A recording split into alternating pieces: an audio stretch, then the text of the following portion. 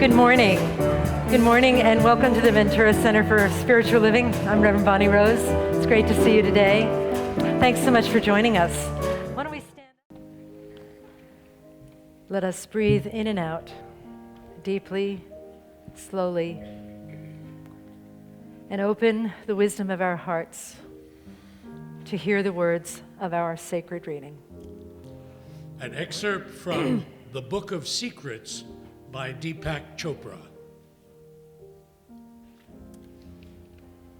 10 years ago, it would have seemed absurd to speak of intestines being intelligent.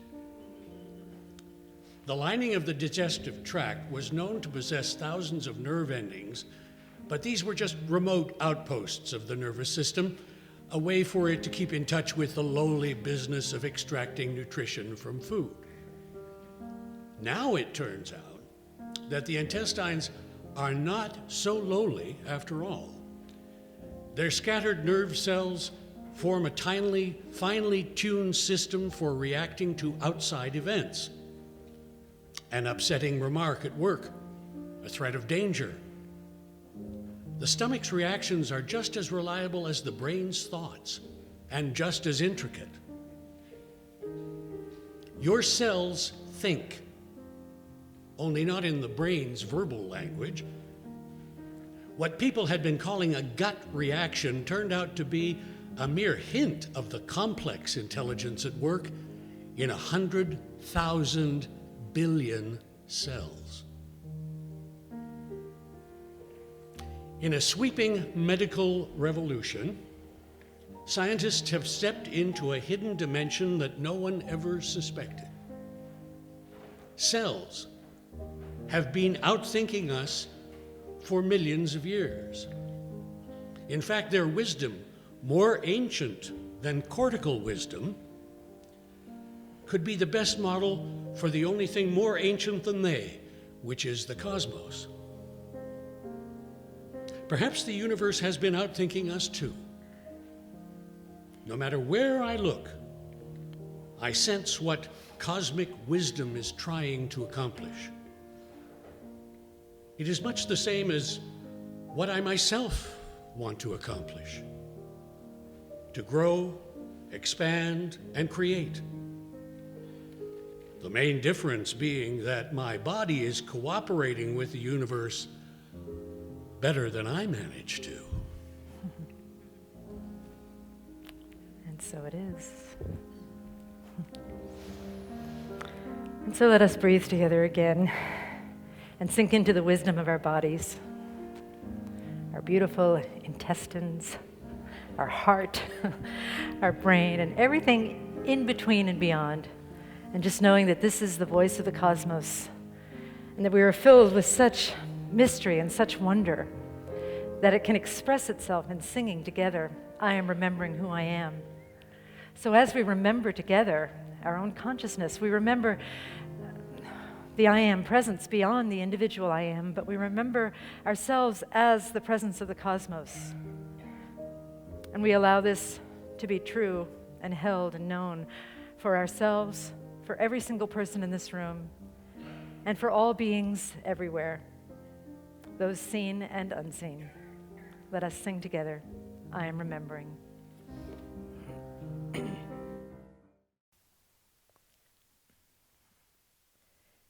In this beautiful remembrance of the love that is all things, the love that is always with us as us, let us breathe in deeply and then exhale, gently opening our eyes in love and in service to what is as it is. What is there? There's a song that's coming to mind now.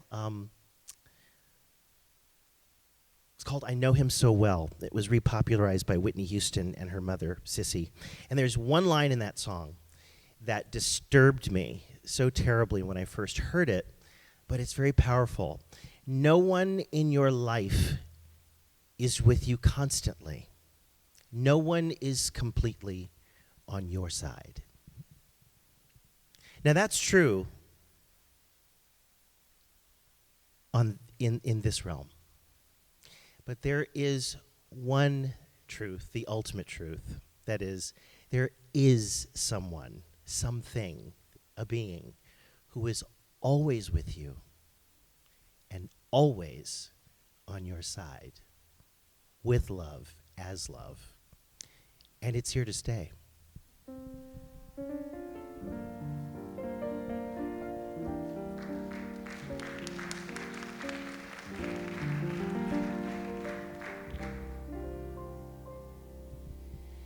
The more I read the papers, the less I comprehend the world and all its capers, and how it all will end.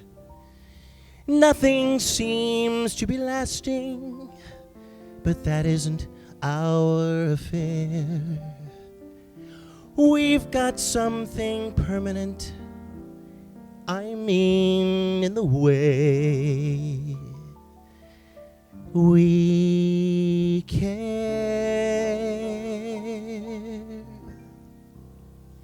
It's very clear. God's love is here to stay. Not for a year, but ever and a day. The radio and the telephone and the movies that we know may just be passing fancies, and in time may go. But oh dear Lord, your love is here to stay. Together we're going a long, long way. In time the Rockies may crumble, Gibraltar may tumble. They're only made of clay, but God's love is here. It's gonna stay. Yes.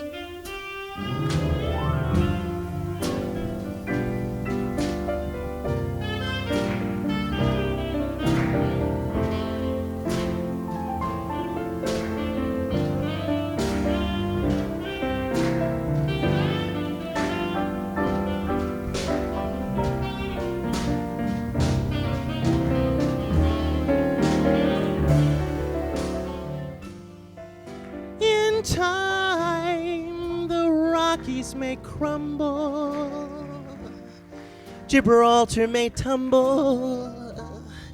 They're only made of clay, but God's love is here. God's love is here. God's love is here to stay.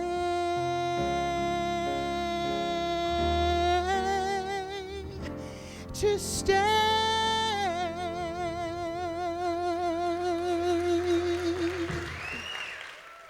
Know that. Know that.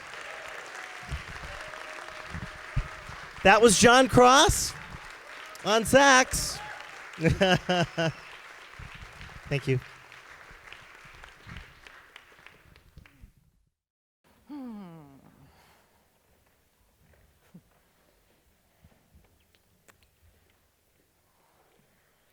Dion mentioned that the news can be disturbing sometimes, and I find that when the news is disturbing, I turn to my favorite source of fake news, which is the Weekly World News. Does anybody know what that is? Some of you may be too young to recognize what that is, but you know when you go to the grocery store and there's the tabloids in the stands? I don't think they make it anymore. I think it was discontinued, but I hear a rumor that it's coming back, but that could be fake news, so who knows? But anyway, some of the, if you Google Weekly World News headlines, they're amazing. Some of them that I observed recently was that a coven of witches was convicted and they turned the judge into a guinea pig. This, on a newspaper, in Vaughn's. Another one is that a man from Alabama actually had a banjo growing out of his knee. Required surgical removal.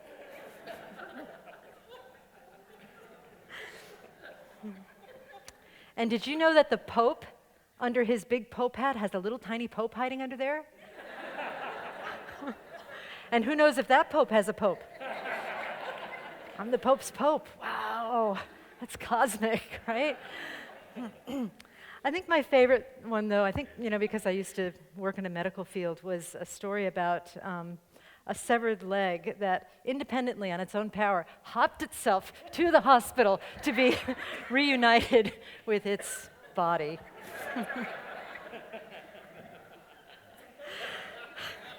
Can you imagine driving down the 101 and seeing dun dun dun dun dun dun dun dun? Oh, you gotta love it, right? And when I look at stuff like that, it's ridiculous. Even though it's in the paper, it's ridiculous. Oh, wait, okay, it's just ridiculous. But I look at it and I see the vast amount of creativity that we humans have. That's another reason I listen to stand-up comedy all the time. In my car on satellite radio. I actually heard a joke the other day that I can tell in church. Much of it is not church-friendly. Do you guys know when the worst time to get a heart attack is? The worst time to get a heart attack is...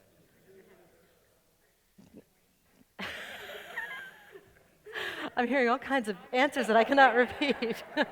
Would you like to... Yes, he got the answer. During a game of charades is the worst time to have a heart attack, right? Particularly if you're the one who's it and you're working with really bad guessers. Yeah.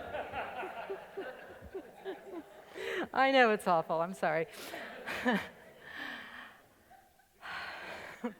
So there's all of this creativity that we have to make up stuff like that, right? Judges turning into guinea pigs and whatnot.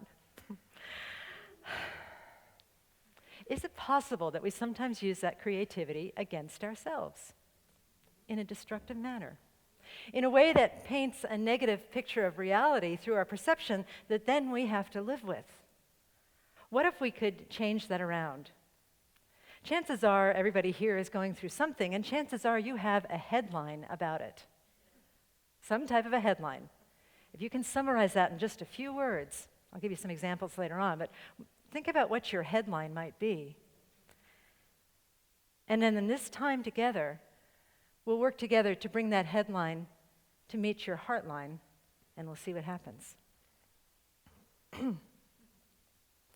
This type of message about headlines, I think, can only be served by me telling a humiliating story about myself.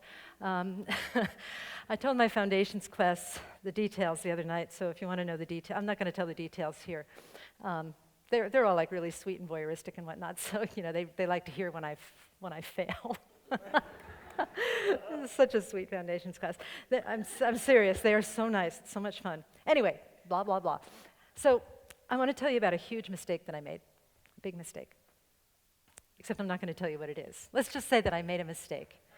And I got chastised for it in public by someone that I admire, a colleague.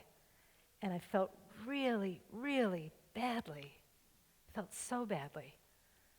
You can imagine that I had some headlines for myself, right?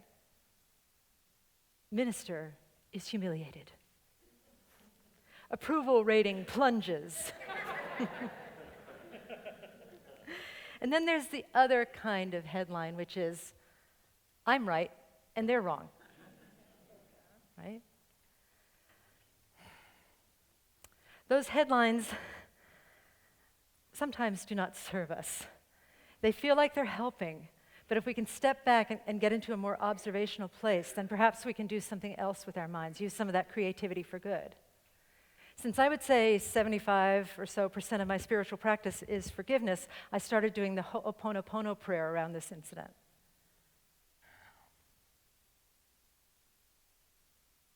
The Ho'oponopono prayer is, I love you. I'm sorry. Please forgive me. I thank you. I love you. I'm sorry. Please forgive me. I thank you. Want to do it after me? I love you. I thank you. Please forgive me. I'm sorry. So I did that prayer a lot of times about this incident. By the way, this incident, really basically all I did was, I don't want you to think like I, pillaged Nordstrom's rack or something and got caught, or backed into my neighbor's car. Oh, I did that, oops. But I told him. I just said something that I shouldn't have said, and I got in trouble for it. Like that doesn't happen every Sunday, right? I know.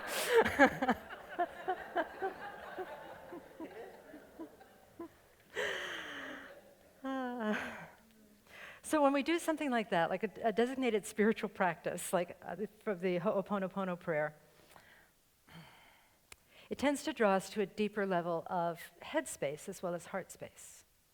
My head space shifted. My head space shifted to embrace some new headlines. Maybe this was supposed to happen. Maybe this is for my good. Maybe I can apologize. And then I would go back to picking up the old headlines again, but with a slightly different twist. Science of Mind minister forgets everything she's been trained to do. Ernest Holmes is actually spinning in his grave. Live footage at 5 p.m.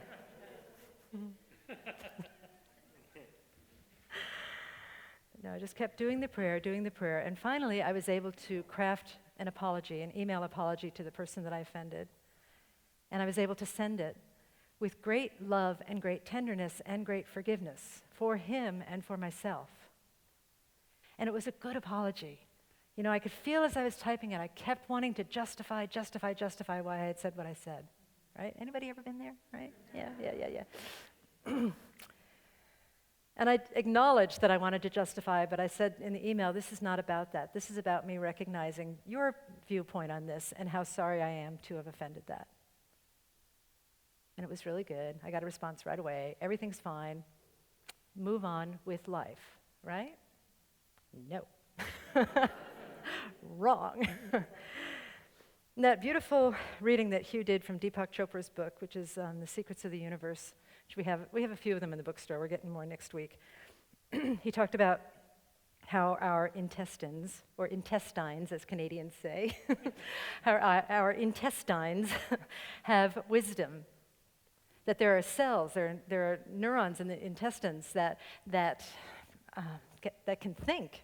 They just don't think in the verbal language of the brain. And the same thing is true for the heart. The heart actually has cells that can think, but not in the verbal language of the brain that we're accustomed to. You know, many of you probably took Chris Kelkar's and Meenal Kelkar's class, where he talked a bit about heart math. He actually spoke about heart math up here one time. And if you want to know more about that, talk to him. He can explain it much better than I can. But my understanding of it is that the heart has something like 40,000 neurons that they respond in unique and ways unlike the brain to stimuli in our environment. And then it's a pump, so it sends these responses all over the body. The whole body is affected by the heart. And not only that, the heart can talk to the brain and the brain can talk to the heart. But I've read that the heart actually talks to the brain more than the brain talks to the heart. What I love about this is that, it said in that reading that Hugh did, is that we're not so good at manipulating our bodies to respond in the way that we can manipulate our brains to respond. Like when I finished that apology, I'm like, great, I'm done. Let's go watch television, right? My body wouldn't betray me. I got sick. I got a cold. I had a measles shot because I'm going overseas in a few weeks. And it wouldn't let up. And I wasn't feeling good, and I was feeling discouraged, completely discouraged about everything. being very dramatic about everything. My work at the church is finished. Sorry, I know people don't like it when I talk that way. Probably didn't even hear me because I said it so softly, right? Did anybody not hear what I said?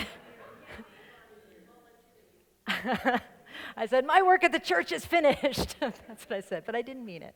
Just, when you get in that place of feeling despair in your body and in your mind, and you're not even knowing that you're feeling it in your body, by the way, it's just running the story, things start looking really bad, and many of us don't even question that. And I was in a phase of allowing that script to run and not even questioning it until my body got my attention by having a cold that wouldn't quit and bringing up these feelings. So that was my headline. My work is finished. And then, because life happens and I needed to go on with life and do what I need to do, I decided I needed to get better, so I decided to, again, take it into meditation, take it into prayer, and really feel what I was feeling. Really feel the sensations in my body, and then really feel the feelings that were coming up and the feelings that I was having, that I had made a mistake, and that I had done forgiveness, but it wasn't done yet. I had done the work of forgiveness, but I wasn't complete yet. And what happened when I meditated on that was I got a really ancient headline that I think applies to a lot of us. And that is, I'm not sure if I have the right to exist exactly as I am. That this one mistake invalidates a lifetime of goodness. This one mistake seems to have the power to diminish my perception of who I am. I think many of us walk around with that existential guilt or angst or anxiety or shame that we don't have the right to exist as we are. I remember, I shared this recently, but Lonnie's here again, so I'm going to share it again. I remember hiking with Lonnie and telling her that, I wake up and I'm not sure if I have the right to take up space on this stage, and also the stage called Planet Earth. And Lonnie, bless her heart, she rolled her eyes so hard, it's a wonder she didn't go blind, She said, of course you do, you're here. And that's true for all of us. If we are here, we have a right to be here in our bodies as ourselves.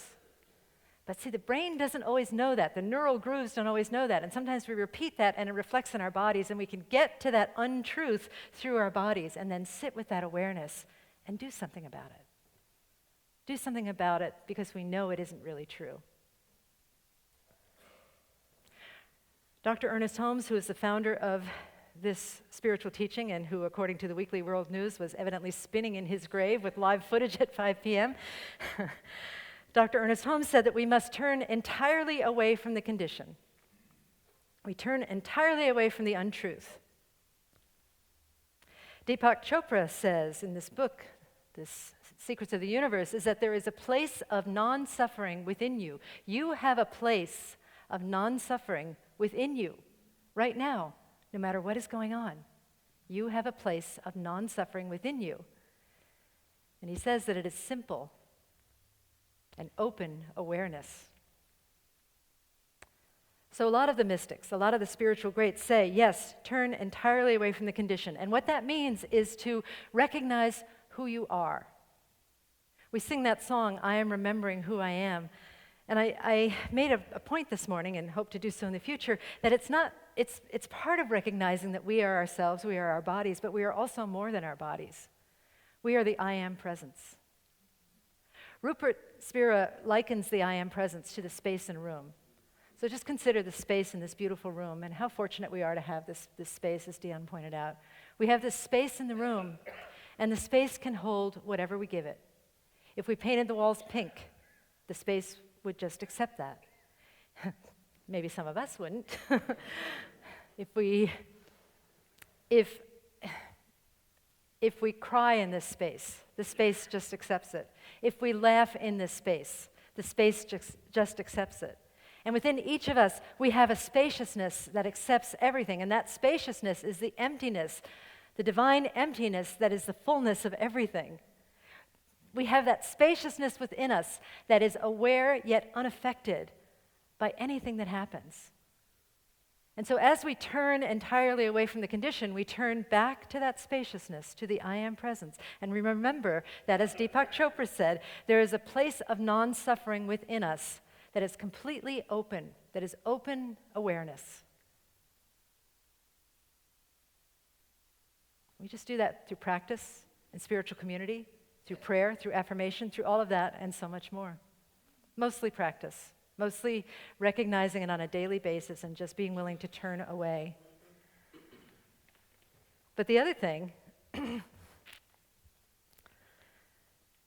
other great spiritual teachers, Rupert Spirit included, suggests that we turn entirely away from the condition and recognize who we are.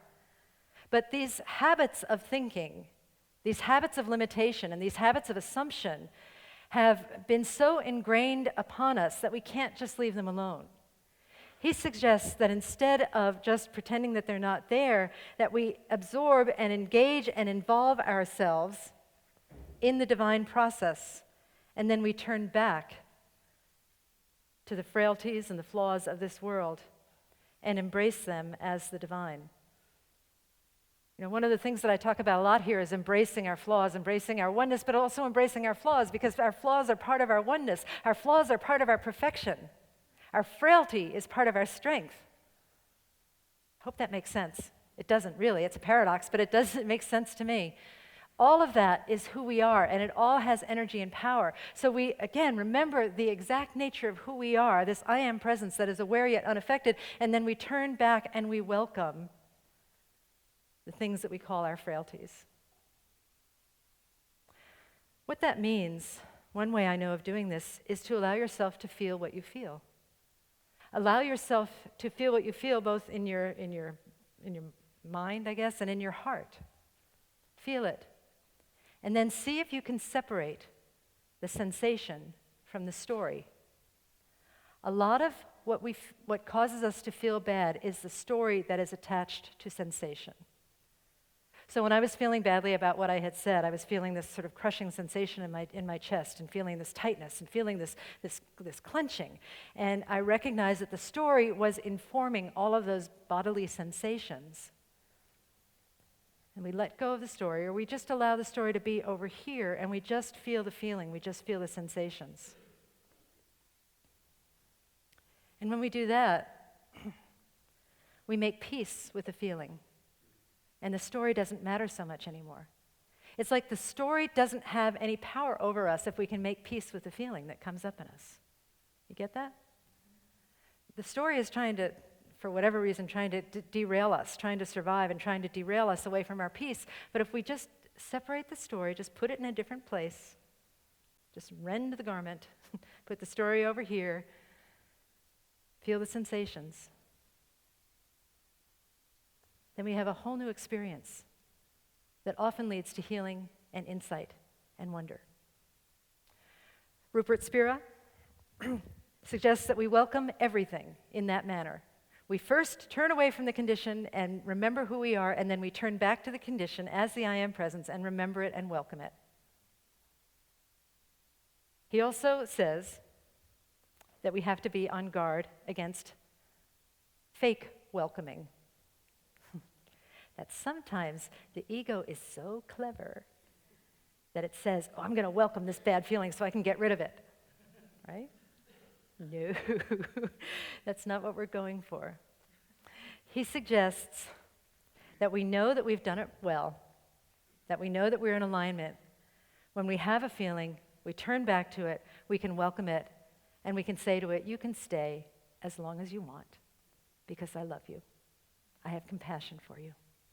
You are part of the mystery. So y'all going to do that from now on? Say, yeah, okay, all right. I'll tell you the results that happened for me when I did it. I did it for a while. It actually didn't take very long. I just did it for 20, 25 minutes on a Thursday afternoon, and just practice, turning back and feeling that the thing that was most powerful for me was feeling the sensation in the story and then separating the two of them. And feeling the story over here, and then just feeling, oh wow, the sensation all by itself is not intolerable. And then it became tolerable, and then it became beautiful. One of the gifts of forgiveness and knowing that you're doing forgiveness well is that you are actually grateful for the experience where you had to forgive yourself or somebody else. And I have to tell you, I am so grateful for putting my foot in my mouth at the place where I got chastised in public. I am grateful for being chastised in public. I am grateful for the shame that I felt. I am grateful for the humiliation that I felt. I am grateful for the defensiveness that I felt. I'm grateful for all of it because it all is opportunity to practice. It is all wonder and it is all love. And it all reminds me that we are the Christ consciousness. The Christ consciousness means that we are fully divine and that we are fully human. We turn away from the condition and then we turn back to it and we welcome it. I think that this is a truth in many spiritual teachings. Rupert Spira refers to the turning away as Vedanta, recognizing our oneness, and turning back to it, to the welcoming of what is, calls that Tantra, Vedanta and Tantra. I notice that whenever I talk about turning away, I go this way. What does this remind you of? Dervish, right? A dervish involving involution, turning counterclockwise, involving his or herself with the divine, while the sheikh stands in the middle, evolving, turning clockwise, turning back to what is. So, grateful for what happened, feeling delightful, feeling delighted to exist, feeling beautiful, feeling magnificent, feeling spiritual awe and wonder at everything, even the things that at one point we didn't like. This is all of the gift of reality. In terms of that question that caused our beloved sister Lonnie to roll her eyes and go blind, that question, do we have a right to exist as we are? You know, I thought about that a lot this morning as I was meditating. I thought, you know, I could probably never pay the debt of my existence.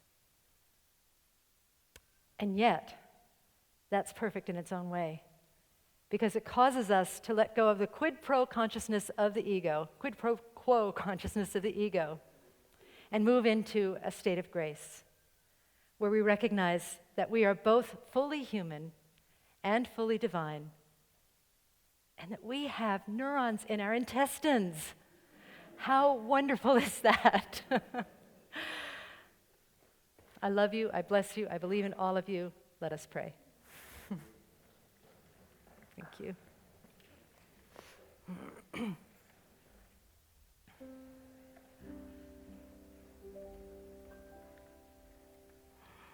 And so we turn within and know very clearly that our love is here to stay, that our love is life, and that life is everything, and that life is all of the ups and downs and joys and sorrows and strengths and frailties and everything, this wholeness of purpose and wholeness of spirit that is just seeking to express itself through our divine lives.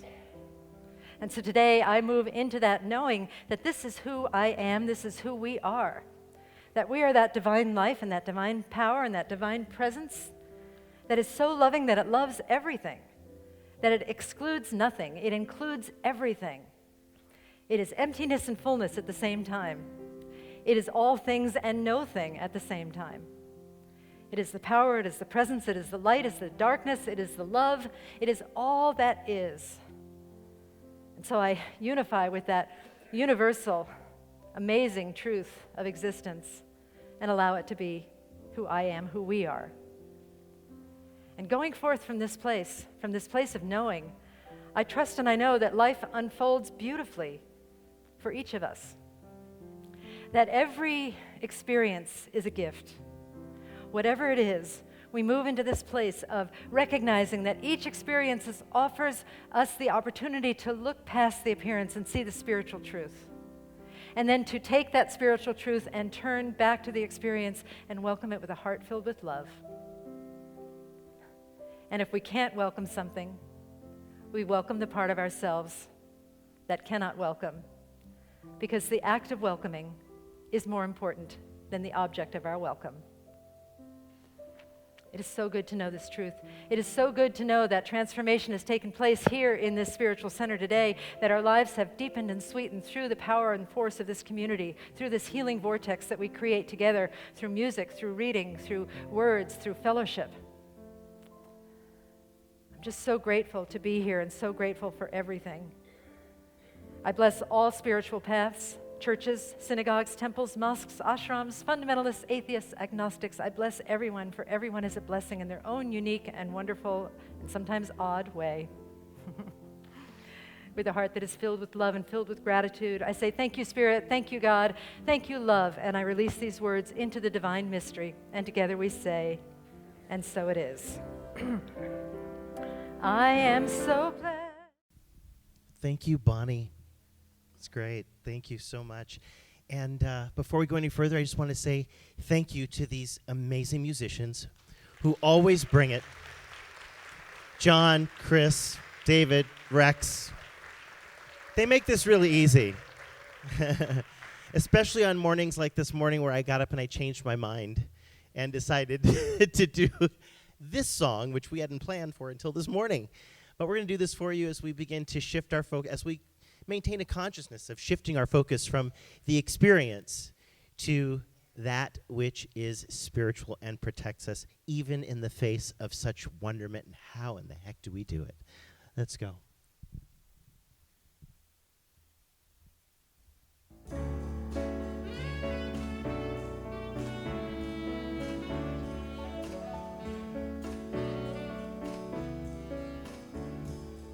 How can I ever look up, turn around and face my own fate, and greet each day with open heart, make a wish and send it forth, always knowing it could fail? I think of melodies that speak of power and love. How can I ever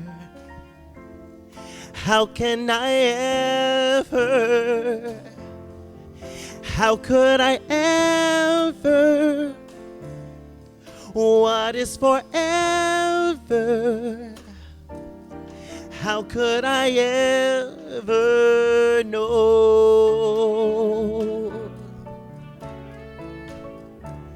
And how could I ever plant a seed, not knowing how well it will grow? Can I ever just believe, keep the faith and quell all my doubts? If immortal eyes were mine, how I would watch the world and know of all that's unknown. And if I ever, how could I ever watch as time slips away, hoping I'll know what to say, cast a coin into a fountain and willing my thoughts into life. Oh, oh, oh.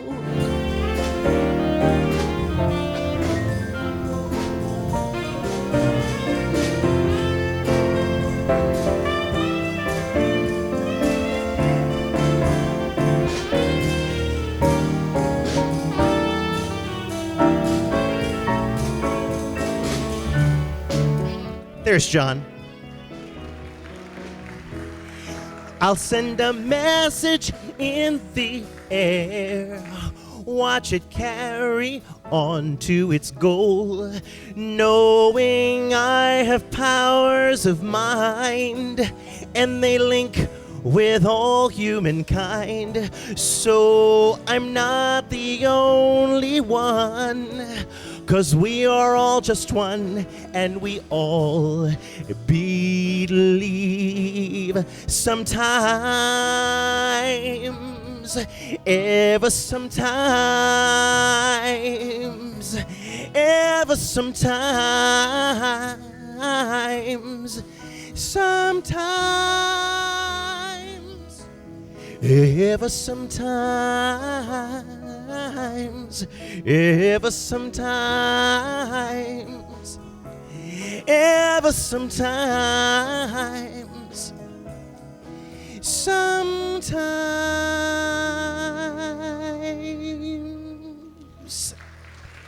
Believe it ever sometimes. Thank you. Thank you for having me.